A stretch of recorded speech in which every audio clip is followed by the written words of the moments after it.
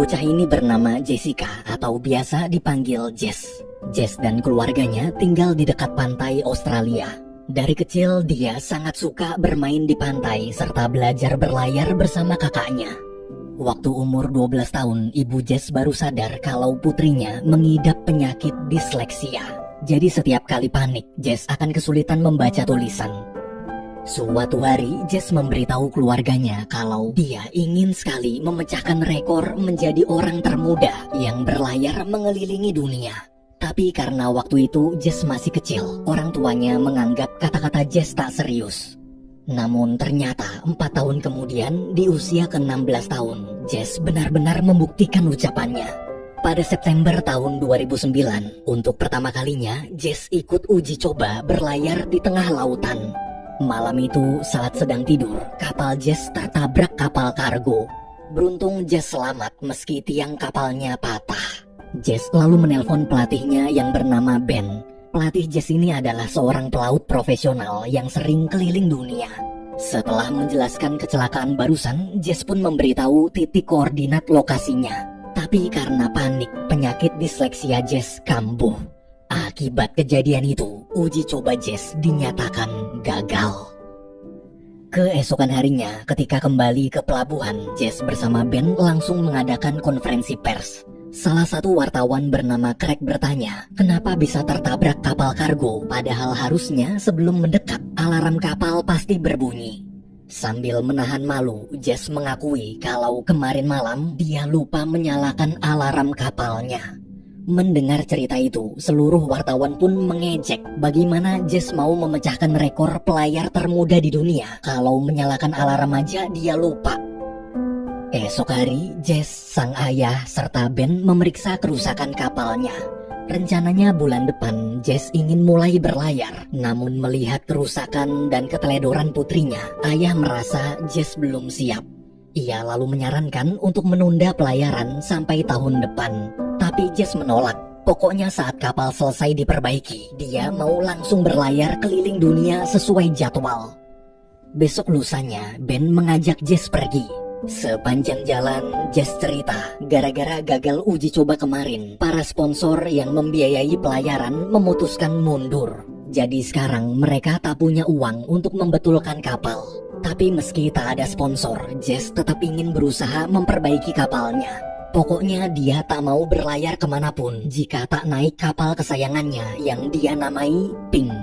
Melihat sifat keras kepala tuh bocah, Ben cuma diam sambil terus istighfar. Saat sampai di suatu gudang kapal, Jess kaget melihat teman-teman Ben sedang membetulkan Pink. Ben cerita sebenarnya ayah Jess sudah memberitahu masalah sponsor yang tadi Jess ceritakan. Jadi dia berinisiatif meminta bantuan teman-temannya untuk memperbaiki Pink. Tak lama kemudian keluarga Jess datang ikut membantu.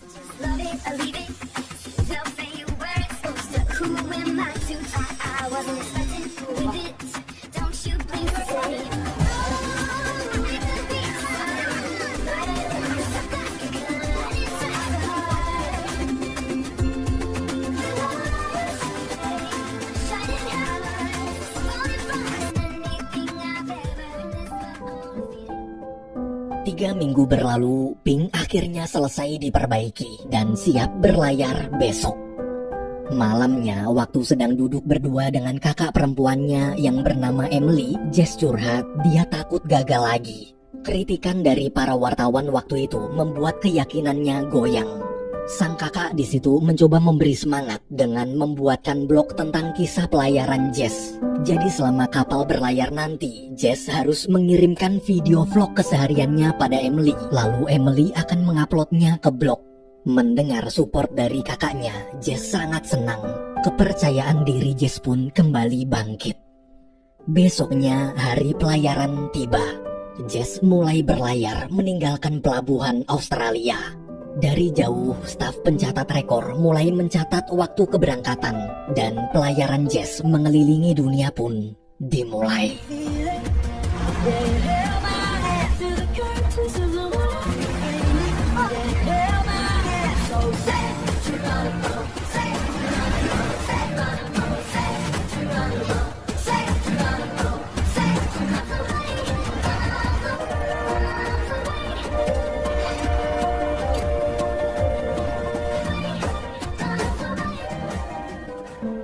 Di sisi lain, orang tua Jess mengajak Ben ikut pulang ke rumah dan memintanya memantau Jess bersama mereka. 3 hari berlalu, cuaca di laut masih terlihat cukup baik. Jess selalu memberi kabar pada kedua orang tuanya di rumah. Tak lupa setiap hari dia juga merekam kegiatannya lalu mengirim ke kakaknya. Setiap kali mulai merasa takut, Jess juga selalu menelpon Ben untuk minta dihibur. Selama 33 hari, pelayaran Jess berjalan lancar. Ia bahkan berhasil melewati jalur Khatulistiwa dengan mudah. Untuk merayakannya, Jess mengguyur dirinya sendiri dengan air laut.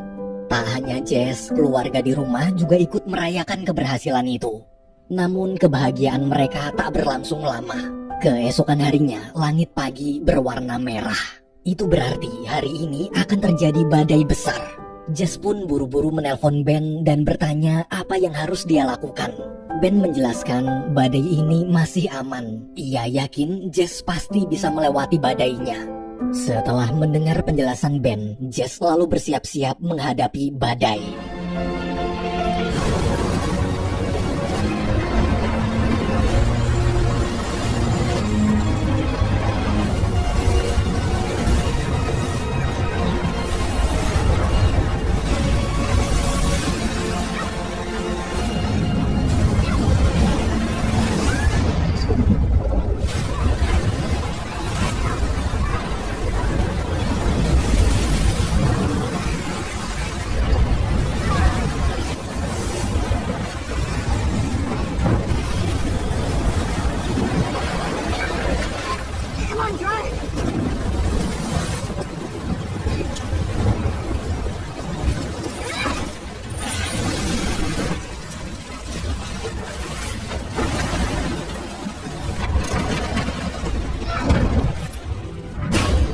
Meski pingsan, alhamdulillahnya Jess berhasil melewati badai.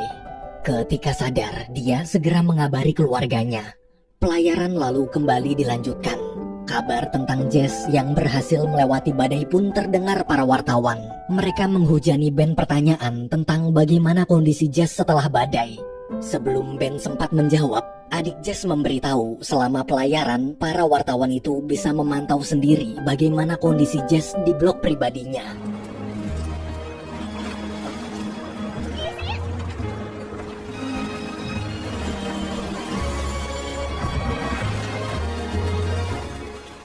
Christmas.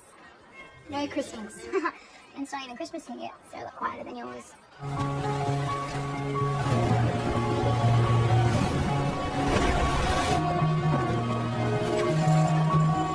Just rounded everything to the ocean. Hey.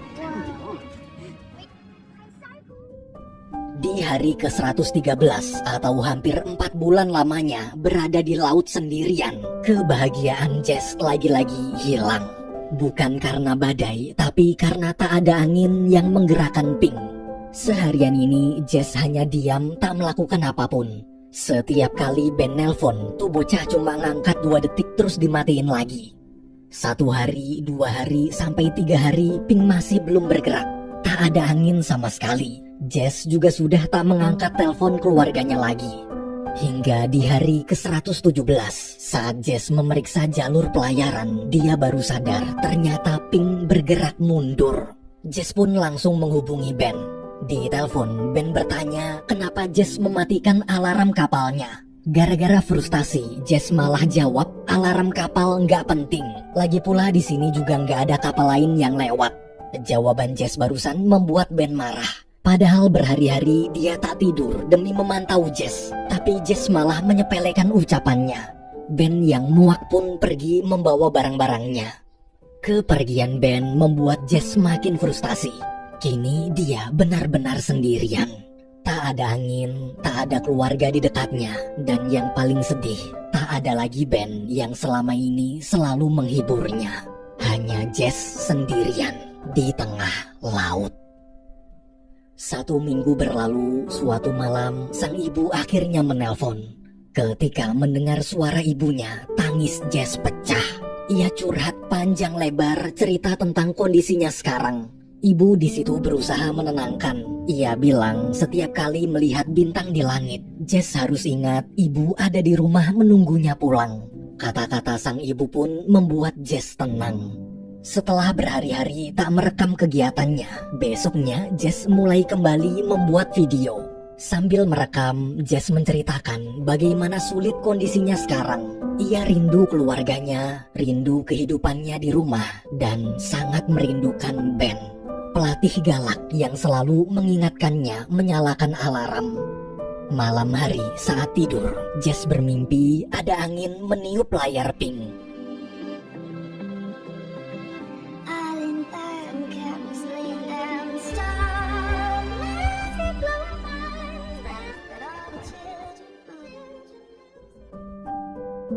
Keesokan paginya, mimpi Jess semalam jadi kenyataan. Pink akhirnya bergerak.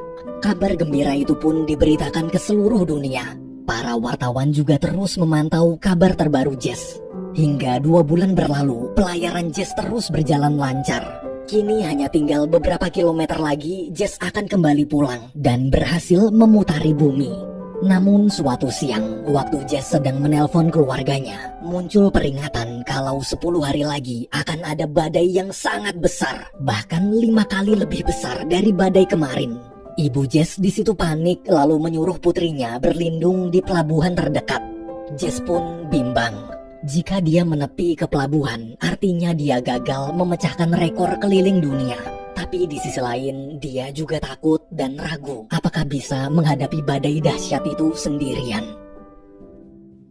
2 hari kemudian, kabar tentang badai di jalur pelayaran Jess diberitakan di seluruh dunia. Melihat berita itu, keluarga langsung menghubungi Jess dan menyuruh untuk segera mencari pelabuhan terdekat sekarang juga. Jangan ditunda-tunda. Di saat semua panik, Emily memilih untuk tetap menyemangati adiknya. Emily berkata, Jess tak boleh menyerah. Ia menyuruh Jess membaca komentar-komentar di blog pribadinya. Ternyata karena terinspirasi berkat kisah Jess, orang-orang dari seluruh dunia juga mengirimkan video ucapan terima kasih serta ucapan dukungan untuk Jess. Mereka memberitahu apa yang Jess lakukan selama ini telah menginspirasi mereka untuk ikut mewujudkan cita-cita. Melihat video-video itu, semangat Jess kembali bangkit. Demi para penggemarnya, Jess bertekad akan menghadapi badai dahsyat itu bagaimanapun caranya. Beberapa hari kemudian, setelah dapat ide, Jess buru-buru memberitahu ide tersebut pada keluarganya. Waktu sedang mengobrol, Jess mendengar suara Ben. Ben bilang sebenarnya selama ini dia diam-diam selalu memantau perjalanan Jess. Ben di situ memberitahu kali ini badainya nggak main-main. Lebih baik Jess menghentikan pelayarannya karena ombak di badai dahsyat itu bisa setinggi 18 meter. Tapi bukannya takut, Jess malah bilang itulah rencananya. Saat ombak tinggi datang, Jess akan mengarahkan kapalnya masuk ke lorong ombak. Jadi nanti kapalnya akan berselancar di lorong ombak sampai badai selesai. Awalnya tak ada yang setuju dengan ide gila Jess. Tapi karena semua orang tahu kalau tuh bocah keras kepala, sang ayah pun terpaksa mendukung. Walaupun dalam hati dia terus-terusan istighfar. Ayah mengatakan bagaimanapun juga Jess adalah kapten kapalnya dan Jess tak selemah yang orang-orang pikirkan. Ia yakin putrinya pasti bisa menghadapi badai sebesar apapun.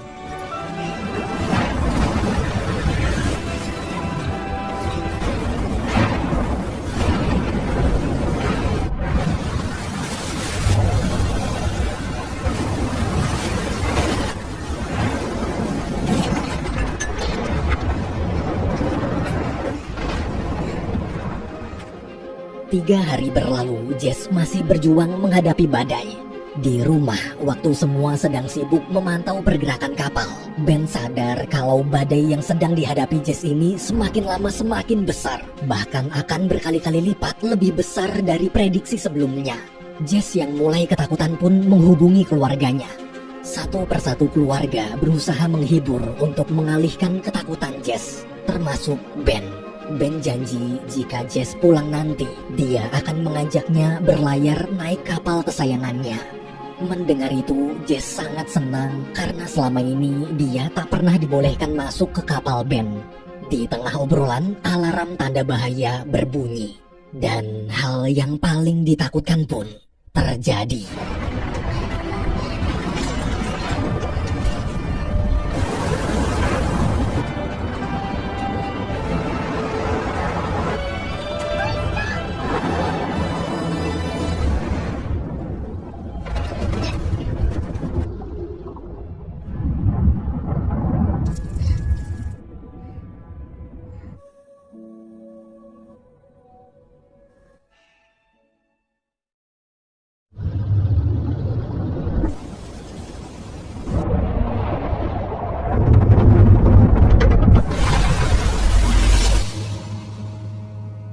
Di rumah ketika sedang khawatir, ibu Jess dapat telepon. Selesai menelpon, sang ibu memberitahu kalau barusan petugas mengabarkan bahwa sinyal kapal Jess hilang 4,5 meter dalam laut. Artinya Jess tenggelam. Sekeras apapun mereka mencoba menghubungi, Jess tetap tak menjawab teleponnya. Hingga keesokan harinya, telepon berdering. Ternyata telepon itu dari Jess.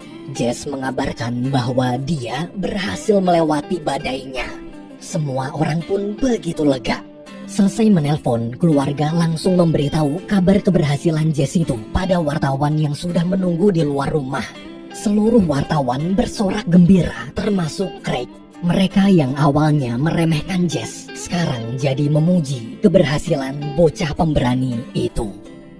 Tepat 210 hari atau 7 bulan berlayar di lautan sendirian, pada tanggal 15 Mei 2010, Jess akhirnya kembali ke Australia dan memecahkan rekor sebagai perempuan termuda yang berhasil berlayar keliling dunia. Warga Australia pun menyambut meriah kepulangan Jess. Craig juga menyiarkan kepulangan Jess sambil terus memuji gadis hebat itu. Craig bahkan berterima kasih. Dia mengatakan apa yang Jess lakukan ini telah mengubah hidupnya.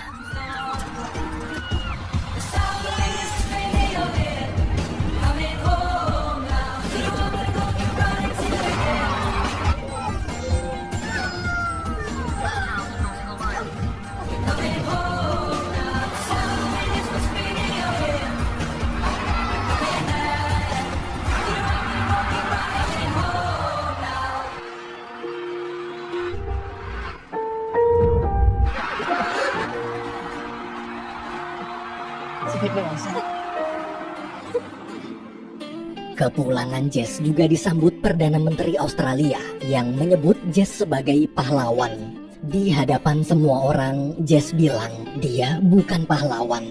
Dia hanya gadis biasa yang berusaha mewujudkan mimpinya.